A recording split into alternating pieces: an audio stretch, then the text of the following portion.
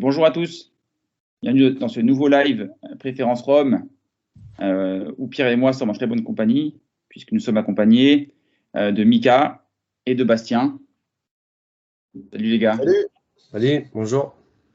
Donc pour ceux qui ne vous connaissent pas, même si je pense qu'il y a beaucoup de monde qui vous connaît maintenant, vous êtes donc Mika, tu es le fondateur de l'embouteilleur de la marque Swell de Spirits.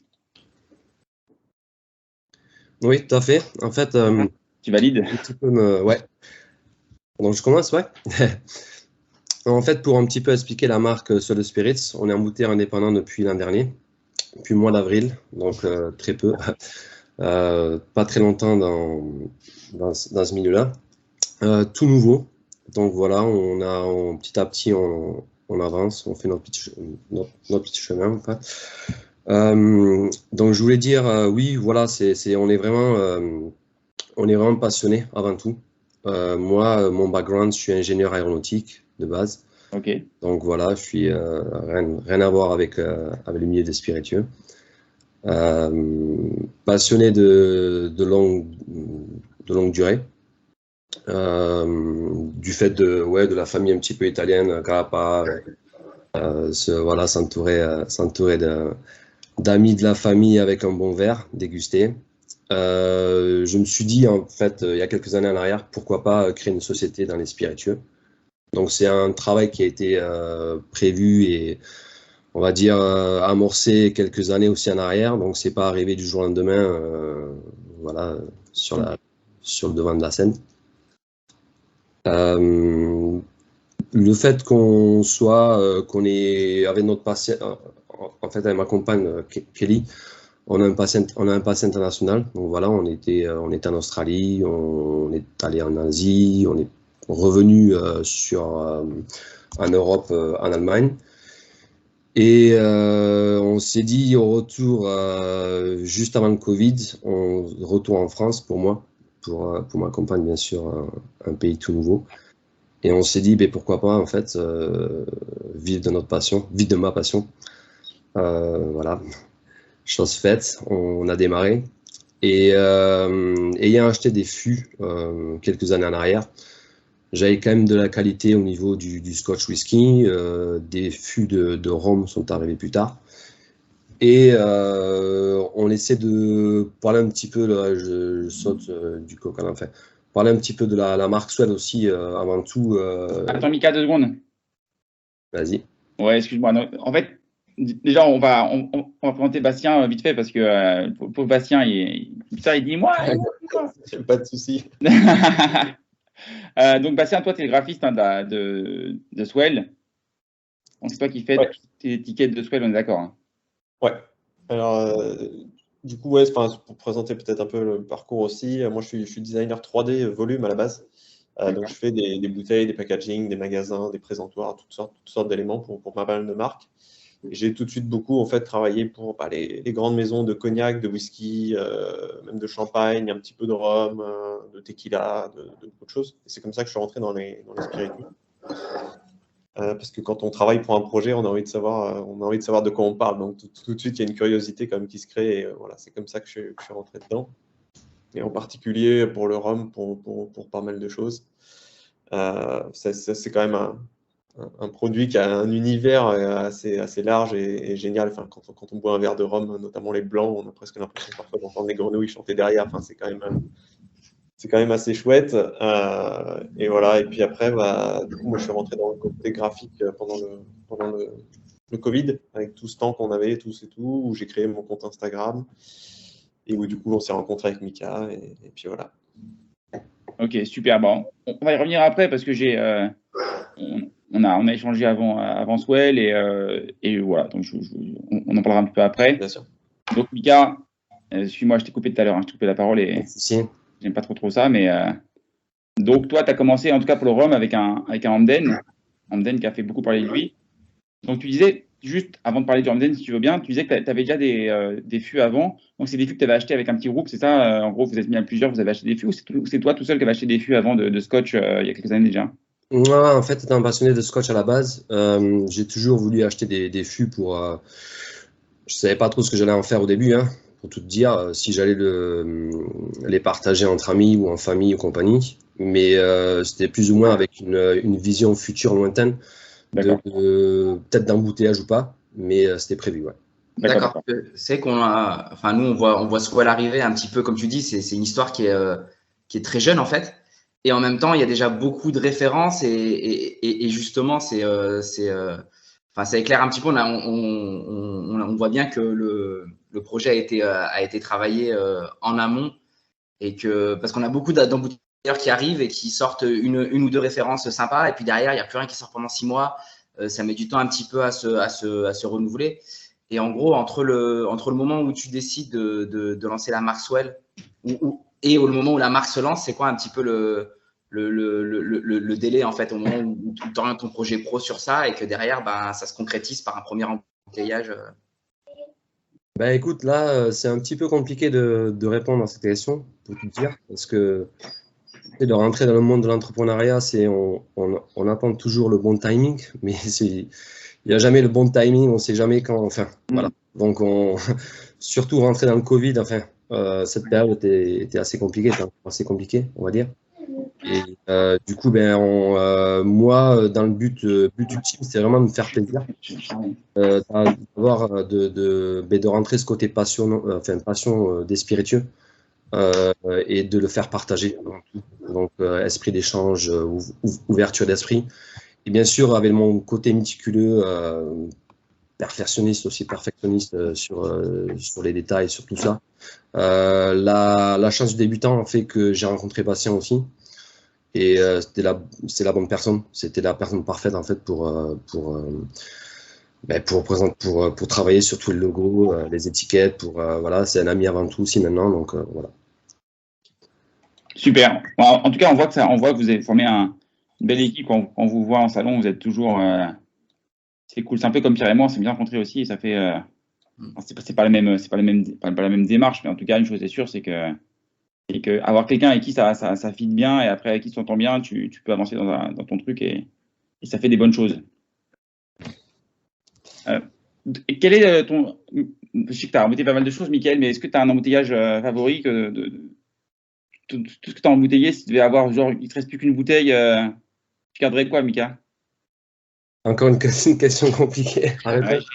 Non, mais ce genre de question, c'est vrai que on a pour moi, chaque embouteillage a ses particularités, ses caractéristiques, compagnie, sa beauté en soi. Mais on va dire que le plus complexe depuis le début, on en parlait avec Pierre, c'est vraiment le TDL, une grosse surprise, une grosse complexité en bouche, avec à chaque gorgée, en fait, elle va raconter une histoire différente de la précédente. On est sur un bel embouteillage qui a le vent en poupe aussi, TDL, voilà. On sait tous qu'à l'heure actuelle, la seule distillerie sur Trinidad. Mais ouais, c'est vraiment ce TDL-là. Même s'il y a eu Long Pond aussi avec Bastien, une belle découverte que Bastien, c'est son petit bébé aussi. Et puis des coups de foudre avec des étiquettes aussi sur la flashback, sur la nuit à Hamauth. Voilà, on est sur. C'est un tout en fait. Mais c'est vrai que la première aussi, bon, là je pars un petit peu dans tous les sens, mais la première sortie Hamden a quand même marqué les esprits. Ouais. Et celle-ci, on va dire, serait peut-être pour moi la référence chez soi.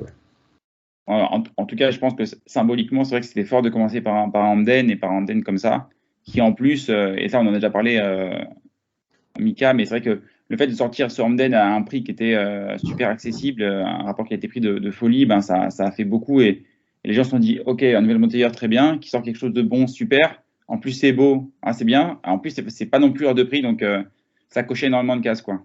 Toi, Pierre, tu as goûté le TDL, je crois. Ouais, je l'ai goûté hier, ouais. Je l'ai goûté hier, ouais. Je suis en train de préparer la petite, mais on en parlait avant que tu arrives, et justement, il y a ce côté hyper complexe et surtout l'aspect que chaque gorgée est différente de la précédente. Et ce qui en rend un rhum difficile à cerner, parce que je ne saurais pas te dire si c'est boisé, fruité ou épicé, parce que c'est un petit peu tout, à la fois à la suite, etc. Et c'est vrai que c'est bon. Moi, chez vous, j'ai goûté, je pense, j'ai goûté 5 ou 6 références que sur du rhum, et c'est vrai que ce TDL, il a une. Enfin, je comprends ce que tu veux dire. Il a quand même il a un côté, hein, il fait un petit peu un aboutissement de ce qu'on peut avoir sur d'autres refs qui sont qui ont une typicité en fait dans les distilleries qu'elles représentent. Et ce TDL, il est un peu plus transversal, il a une palette assez large. Et du coup, j'ai une petite question par rapport à, justement, tu parlais à la fois de ta série Flashback, un petit peu des différentes séries en fait que vous embouteillez. On voit le lien avec les étiquettes. Donc déjà, c'est une double question en fait. La première question, c'est quand Bastien, tu construis tes étiquettes, j'imagine que tu goûtes le rhum avant, ou alors tu pars d'une série et tu as déjà des projets un petit peu. Je sais un petit peu la démarche en fait pour faire ce lien. Et en fait, la deuxième question, quand vous sélectionnez des jus, en gros, l'idée c'est d'avoir plutôt peut-être un one-shot, un coup de cœur, quelque chose qui va vous plaire, ou alors d'essayer de faire une petite cohérence entre la sélection sur une série flashback, par exemple, d'avoir des jus qui peuvent se faire, qui peuvent se répondre, se compléter, ou voilà. Donc un petit peu quel est un petit peu l'axe de sélection et puis ce lien étiquette jus. Du coup, je vais peut-être commencer par répondre à la première partie de la question. Alors en fait, j'ai un process un petit peu particulier. Parce que je fais ça en plus de mon boulot à temps plein sur mon temps perso. Du coup, voilà, j'ai des bonnes journées bien remplies. Ce qui fait qu'en fait, c'est pour ça aussi, notamment sur certaines étiquettes, on ne peut pas forcément totalement justifier ou autant qu'on le voudrait le lien entre ce qui se passe sur l'étiquette et sur le jus. Parce que je dois, pour faire un travail de qualité, essayer de m'y prendre à l'avance. Donc en fait, généralement, quand on construit les séries, c'est plutôt, généralement, c'est Mika qui a l'idée et qui se dit, OK, on va faire une série genre plus de 20 ans, une série accessible, une série sur des produits exceptionnels, ce genre de choses. Ensuite, moi, j'essaye voilà, de dégrossir un peu tout ça, de voir quelle histoire on pourrait raconter et compagnie. Évidemment, plus les séries vont dans le haut de gamme, plus on va essayer d'avoir un lien exact et très précis entre ce qu'il y a sur l'étiquette et ce qu'il y a dans le jus. Donc, c'est ce qu'on fait notamment sur la série Flashback, mais malheureusement, on ne peut pas le faire exactement, autant qu'on le voudrait sur toutes les séries. Donc, par exemple, la série Wonders of the World, déjà, il n'y a pas forcément une merveille du monde là où il y aura de la production de rhum. Et ensuite, voilà, c'est des choses que je prépare aussi à l'avance, et donc il n'y a pas forcément un lien exact. Donc, ouais, mais on s'amuse et on crée autant de liens. Ensuite, en revanche, on a vraiment une structure, et là, ça répond un peu sur la deuxième partie de la question aussi, et Mika aura des choses à rajouter, mais c'est plutôt sur l'organisation. Donc, en ce qui me concerne, ce serait plutôt du coup de cœur one shot, et ensuite, des choses qui se répondent, ce sera peut-être plus à travers les gammes. Donc, par exemple, dans telle gamme ou telle gamme, selon les niveaux de prix, on peut avoir différents TDL ou différentes choses qui vont apporter différentes choses. Sur Wonders of the World, on ne va pas forcément chercher la même chose que dans Expérimental ou dans Flashback ou dans une collection avec quelqu'un. Voilà à peu près. Merci. Alors moi, excusez-moi, j'ai dû m'absenter. Petite urgence familiale, tout va bien. Moi, en fait, je dis déjà, Mika aussi, c'est plus d'ailleurs, c'est un compliment pour tous les deux, donc 2 compliments pour chacun, un pour chacun. En fait, c'est vrai que Bastien, je voyais ton Instagram depuis longtemps et je trouvais ça beau. Et en fait, je me disais sur une bouteille, je voyais pas comment ça pouvait rendre sur une bouteille. J'étais, je te le dis en toute sincérité, Bastien, j'étais un peu sceptique au début sur le côté étiquette de bouteille.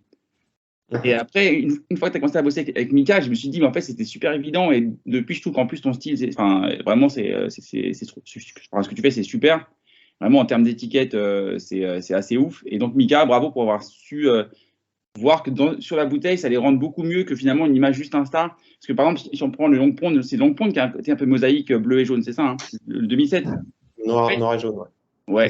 Ouais, c'est ça, exactement. Ah, ouais, ok. Et ben en fait, c'est vrai que tu vois ça, tu te dis, enfin sur Insta, tu te dis, bah c'est beau, c'est vrai, mais sur une étiquette, je vois pas. Et en fait, quand tu vois sur la bouteille, c'est juste assez ouf, quoi. Enfin, c'est même pas, c'est pas juste assez, c'est juste ouf. Et donc voilà, donc bravo. Et c'est vrai qu'en plus, il y a différents styles. Ouais. Là aussi, bon, j'ai quand même un petit peu même si je suis pas graphiste de base, donc j'apprends toujours, mais j'ai quand même un peu d'expérience dans les spiritueux et tout ça, donc ça m'a permis de savoir et de réussir à me projeter en fait. Mais après aussi, on a ont un peu challengé, on va dire, les codes en prenant peut-être un peu ce qui peut se faire, par exemple, dans le vin, où voilà, ils ont des choses assez quali, des étiquettes où on a toujours ce côté produit, ce côté voilà, qualitatif. Pourtant, ils se permettent des choses complètement folles. Et ça, c'était pas trop fait dans les spiritueux.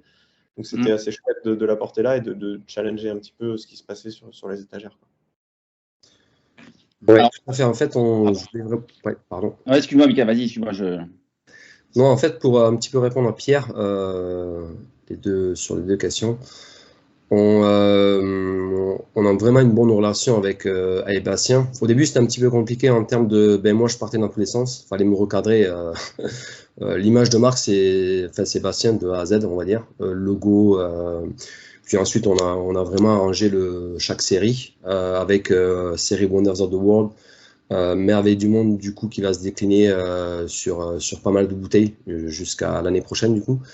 Avec la beauté des lieux qui suscite des émotions, un esprit découverte, avec accessible à pas mal de portefeuilles, du coup, de 50 € TTC à 120 € TTC. On essaie un petit peu de retranscrire tout ça sur la bouteille. Il n'y a pas de lien entre le liquide et puis l'étiquette. Il y a la série Flashback qui est arrivée ensuite sur des liquides un peu plus âgés, de 20 ans minimum d'âge, en compte d'âge de vin.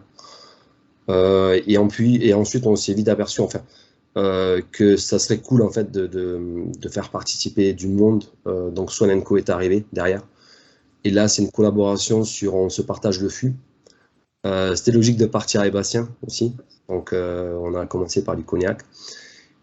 Cognac Gros Perrin, d'ailleurs, deux belles pépites. Et là, c'est carrément Swan & Co. Voilà, collaboration, on se partage le fût, on se partage les bénéfices, quoi qu'il arrive. Et du coup, on est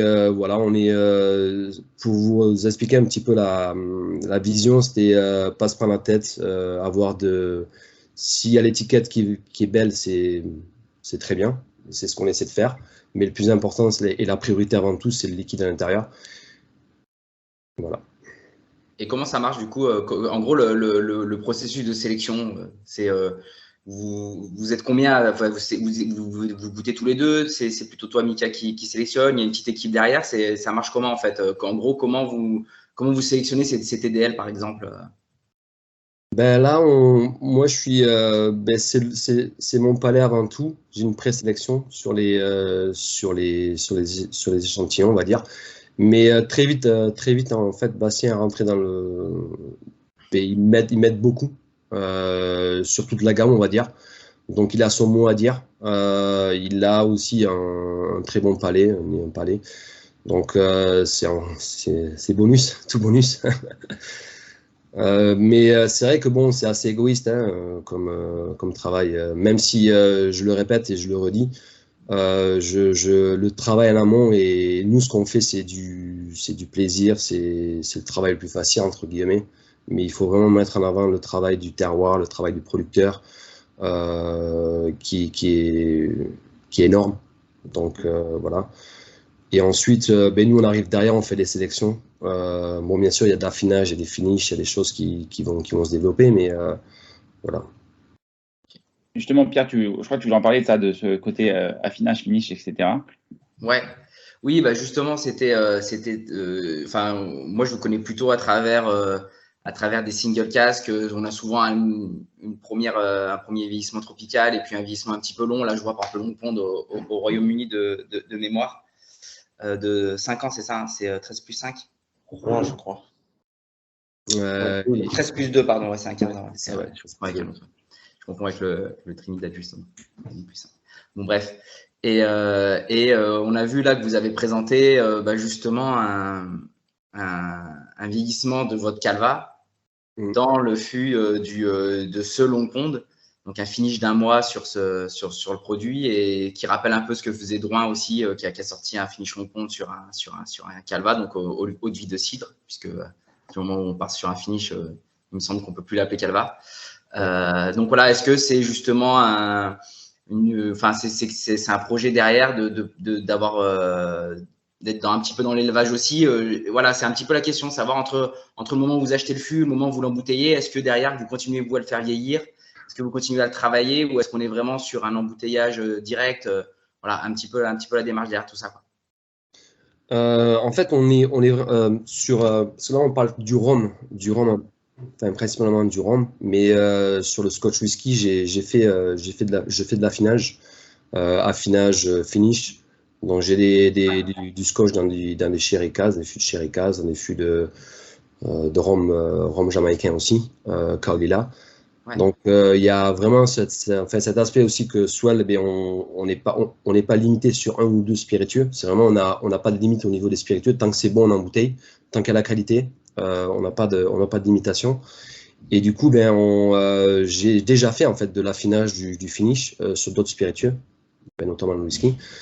Et ensuite, depuis le début, il n'y a pas aussi j'ai un entrepôt en fait, un chai en Écosse et là, chez la distillerie en fait, je laisse les fûts. Plus tard, bien sûr, il y aura une étape d'après pour avoir un chai localement ici, enfin à Pessac. Mais je veux dire, on a ce qui me plaît aussi dans les sélections, c'est aussi derrière avoir le fût et travailler le fût, quoi. Travailler le liquide à l'intérieur et voir et l'amener à maturation, un petit peu comme fait Guilhem Gros-Perrin.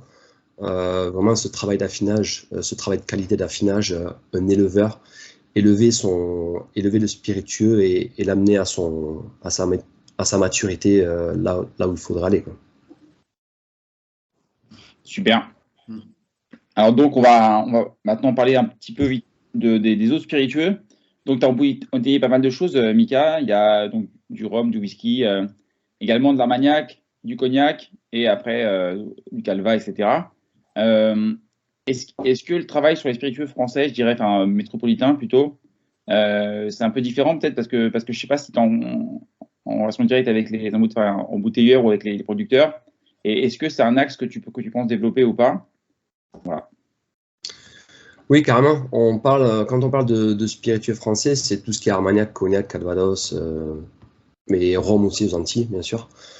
Mais en fait, il y a avant tout, c'est ce que j'aime beaucoup et dont je suis passionné, c'est les procédés de distillation. Donc, passer du temps avec eux, distiller.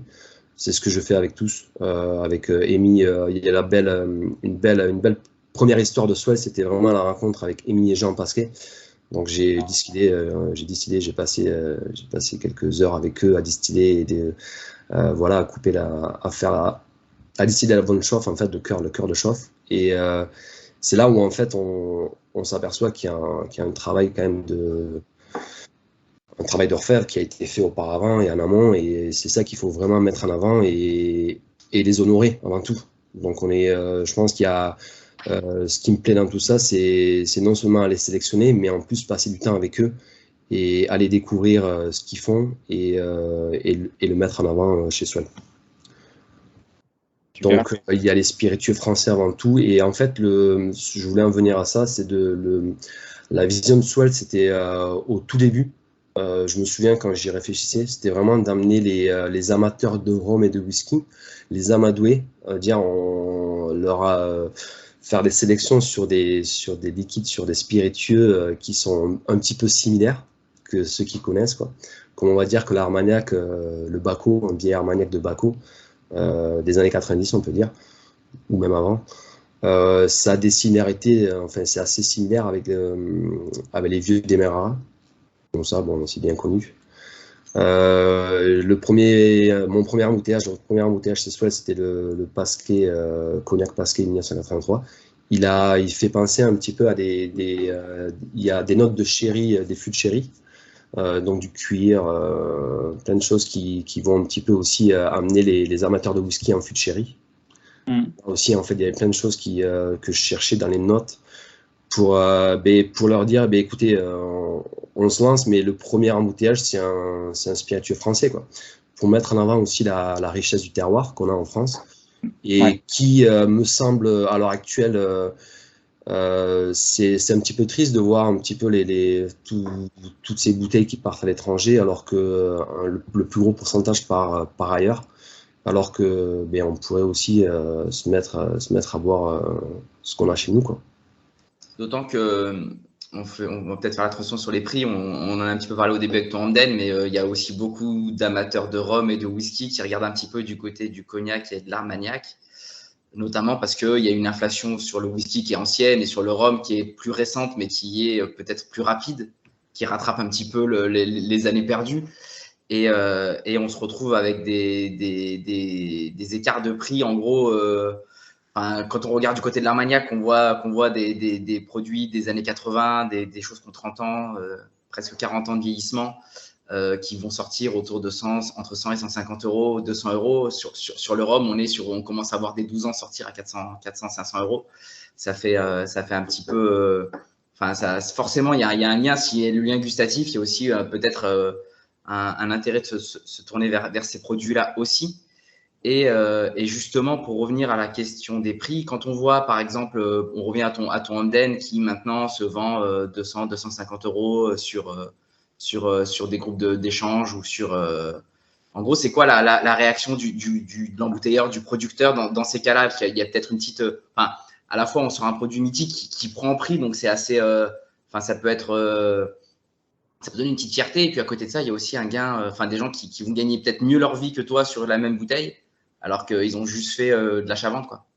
Je sais pas, comment du côté du producteur, on perçoit un petit peu ça, quoi. Ouais, côté des producteurs, il faudrait demander à Hamden ce qu'ils en pensent, mais… ouais, non, je plaisante. Mais le fait de rentrer dans un… Moi, tu sais, j'ai connu ça dans le Scotch Whisky 10 ans en arrière, quoi, déjà. Hein. Donc, 5-10 ans, 15 ans en arrière, il y avait ça partait dans tous les sens. Et c'est vrai que… Mais je pensais pas avoir déjà la première cuvée qui se revend de double ou de triple, sachant qu'elle est sortie à 89 euros TTC, il me semble, 88, et quelques. Et puis, mais je pense qu'à l'arrivée, c'est pas tellement flatteur.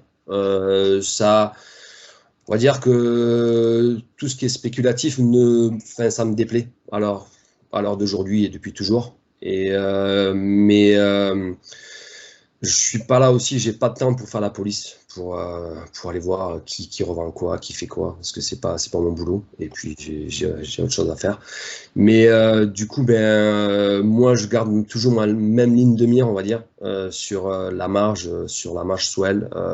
Donc, écoute, pour tout te dire, j'ai un second Hamden qui risque d'arriver d'ici début d'année prochaine. Et ça sera quelque chose, ça sera en dessous de 100 euros, quoi, TTC. Voilà. Justement, il y a cette tentation-là derrière de se dire, mon jus, il se revend peut-être plus cher et du coup, augmenter sa marge pour un petit peu couper ça. Et on le voit, on le voit chez d'autres. Et notamment, tu parles d'Hamden. On le voit un petit peu chez Hamden où il y a à la fois une spéculation dessus. Je parle d'Hamden en direct. Et puis, du coup, des prix qui suivent un petit peu la même courbe. Donc, voilà, du coup, c'est intéressant de garder cette ligne et de se dire que malgré tout, tu gardes la même marge. Ouais, c'est bien. Enfin, nous, Mika, Pierre, on ne veut pas que ça monte, hein, les prix. Hein, c'est bien clair. On est plus du côté amateur que producteur. Donc, si tu fais un Hamden qui sert à moins de 100 euros, on est archi content, quoi. Hein. C'est là, Pierre, on a l'impression que tu dis, monte tes prix, Mika, monte tes prix. Non. C'est justement, j'essaie de… Parce que justement, j'en parle souvent avec les cavistes qui ont un autre rôle, mais qui ont aussi un petit peu ces moments où justement ils se disent je vends une bouteille au prix de vente conseillé, sauf que derrière la bouteille elle est plus chère partout et du coup nous on se place, on est un petit peu voilà, on achète beaucoup de bouteilles et forcément on n'est pas pour que les prix montent, au contraire même, mais à la fois voilà, quand on est de l'autre côté, comment on perçoit ça, c'était non, j'ai aucun intérêt à ce que les prix montent bien, ouais, bien. Je pense qu'on a écrit pas mal de choses sur le site.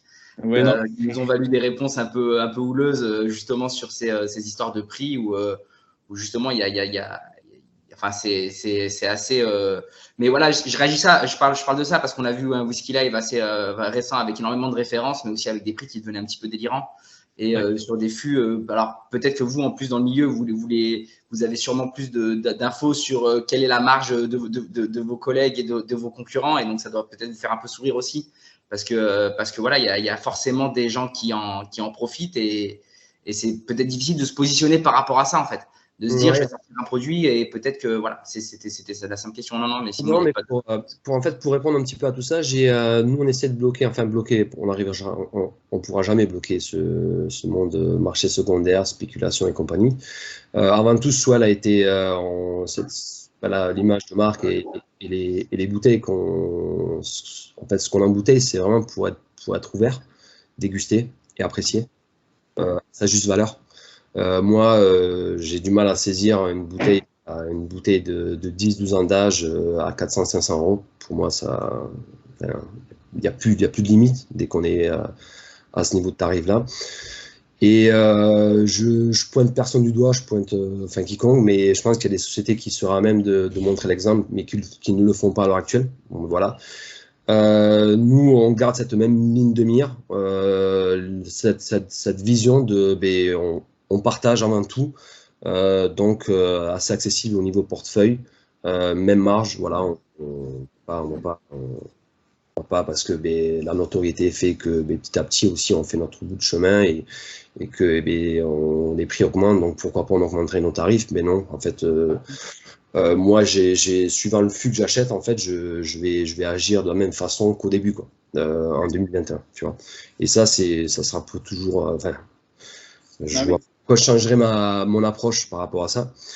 Et ensuite, pour venir aussi au niveau de l'achat des bouteilles, j'ai une partie qui reste sur le site, mon site swadespirits.com.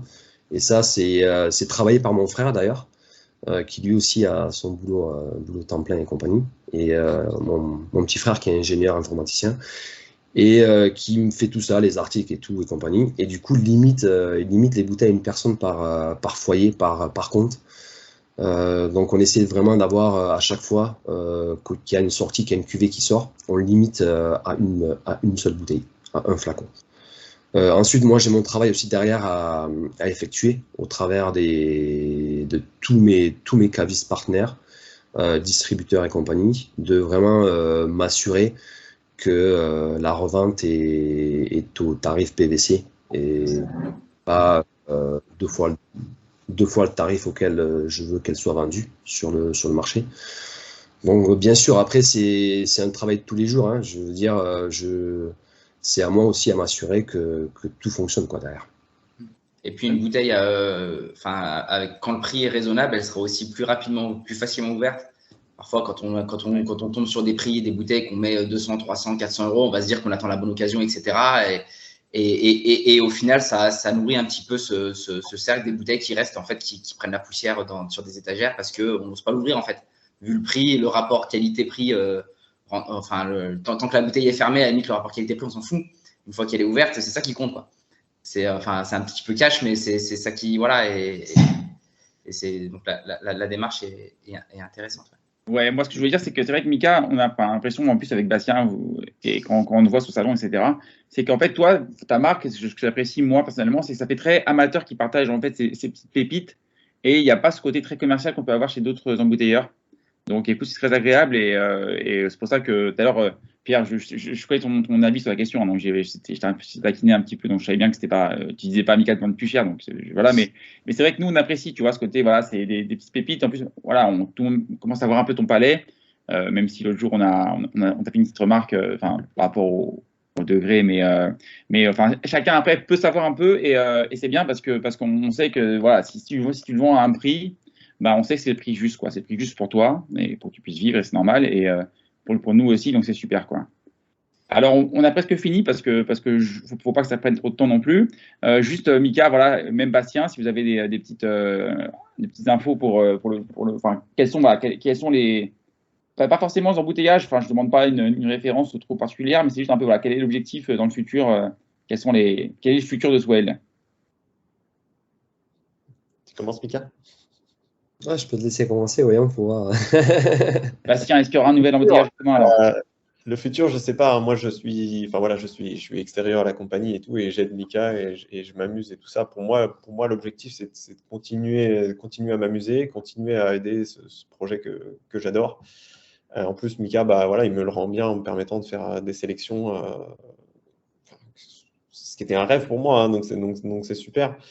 Après, ouais, pour le futur, pour moi, c'est continuer à voir les choses comme ça. Enfin, pour répondre aussi un peu à la question d'avant, enfin, on a une philosophie de base et je pense qu'il ne faut pas qu'on la change parce que des gens en profitent ou font des choses différemment. C'est aussi pour ça qu'on s'entend super bien tous les deux depuis le début.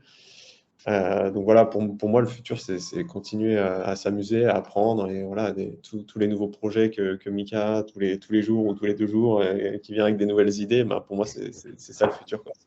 Continuer comme ça. Ouais, en fait, pour un petit peu reprendre ce que dit Bastien, il a clairement expliqué de continuer la même vision, la même trame. Ce qui est plus concret, on va dire, de mon côté, oui, Swell, on a vraiment des projets qui se peaufinent, pas mal de projets en cours sur plein de voies différentes, mais notamment un sur la gamme mexicaine, donc spiritueux mexicain, mezcal, tequila, et rhum aussi, bien sûr. Là, on s'est associé avec Bruno et Darian, donc des amis mexicains qui ont un palais aussi. Voilà, on ne peut pas tout faire non plus et avoir un palais pour tout. Mais eux, ils sont vraiment connaisseurs, amateurs de mezcal, tequila. Et la cerise sur le gâteau, ils ont aussi des amis qui distillent du rhum. Donc on a vraiment, on va jouer un petit peu la carte, un petit peu à la Vélier et compagnie, même si j'ai pas la prétention d'être Vélier ou tout ça, mais avoir quand même développé un petit peu une distillerie en exclusivité avec Swell. Et voilà, je pars au Mexique les 2 premières semaines de novembre pour développer le sujet. Ça fait, on va dire, plus de 6 mois qu'on travaille dessus. On va faire d'embouteillage indépendant sur place au Mexique. Et vraiment aller chercher des hors AOC aussi, des fois. Aller chercher dans les hors sentiers battus des pépites et développer aussi le rhum sur place, qui est déjà très beau. Ils distillent depuis 8-10 ans, donc c'est des geeks dans le rhum. Ils font du mezcal tequila, ils distillent un petit peu de rhum. C'est vraiment un projet, un super projet. Et notamment, on envoie des fûts dans un container d'ici la fin de l'année pour faire aussi du vieillissement sur place. Donc voilà, on étudie tout ça. Donc à base de mélasse et à base de pur jus plus tard. Donc un joli projet qui se développe. Ouais, super intéressant. Donc 2023 sera une année plutôt en tout cas Mexique au niveau des gros projets pour toi, Mika. C'est Mexique avec peut-être embouteillage à côté, mais une année mexicaine, quoi. Il y a aussi Swell, on n'a pas sorti de pur jus. Donc voilà. J'allais poser la question. Pas en Martinique, début d'année prochaine, pareil. Et puis on travaille aussi sur le projet depuis X mois. Ouais. Parce qu'on voit très peu de pur jus de Martinique, notamment enfin chez les embouteilleurs indépendants. Et du coup, voilà, j'ai demandé, parce qu'en plus, on est très branché pur jus à l'origine, Simon et moi, on est très branché pur jus et très branché Martinique pour le coup. Donc, super intéressant. En général, on ne sait jamais trop les distilleries en Martinique, c'est toujours un petit peu secret, donc on ne va pas forcément poser la question. Mais voilà, super intéressant. Et est-ce qu'il y a un projet autour c'est que du rhum vieilli ou vous allez sortir des choses non vieillies Oui, il y a du non vieilli qui va arriver sous peu. J'espère d'ici la fin de l'année. Ouais. Et du pur à base de mélasse, c'est aussi à base du pur jus. Donc voilà. Ouais. Du blanc, c'est sûr. Super. C'était super intéressant, Mika, Bastien. Merci d'avoir répondu favorablement à notre invitation. Moi, on est super content de discuter avec vous et de partager ça avec les gens. Merci à vous. Merci beaucoup. Avec plaisir et merci à vous surtout. Bon, on se voit bientôt, Mika. T'as quoi? T'as des événements à Paris bientôt ou pas? Il y a peut-être un Rhum Society de Noël, quelque chose comme ça ou... Et je sais pas si c'est à l'ordre du jour cette année. J'ai pas reçu, j'ai pas eu de news, mais bon, j'espère. Après, on a l'Open Spirit à Toulouse, le salon. Début, premier week-end du mois de décembre, le 3, il me semble, c'est le 3 décembre. Ouais. Ok. Et ben donc les Toulousains te verront sûrement avant nous. Les chanceux. Salut tout le monde. Merci et bon dimanche. Très bonne journée à tous. Et Salut. merci d'avoir suivi ce nouveau live Préférence Rhum.